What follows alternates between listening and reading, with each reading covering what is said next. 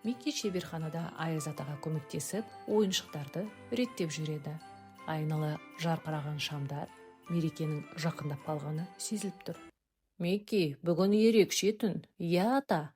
Сыйлықтар барлық балаларға жету керек. Уайымдамаңыз, ата, жеткіземіз. Кенет Микки аты жазылмаған кішкентай қорапшаны тауып алады.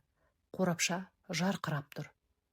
Ата, мынау кімге арналған? Қызық екен, мен бұл сыйлықты есіме түсіре алмай тұрмын. Бұны кез келген балаға бере салуға болмайды. Оның өзінің иесі бар. Дереу табуымыз керек. Деп екеуі жолға аттанады.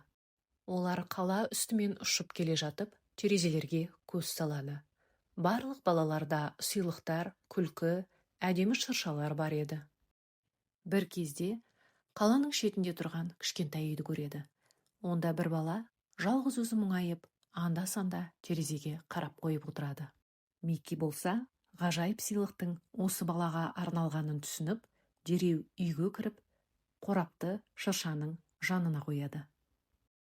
Бала қорапты ашып қалғанда, ішінен ерекше жарқырап ойыншық шығады. Үй іші нұрға толып, шырша жарқырап кетеді.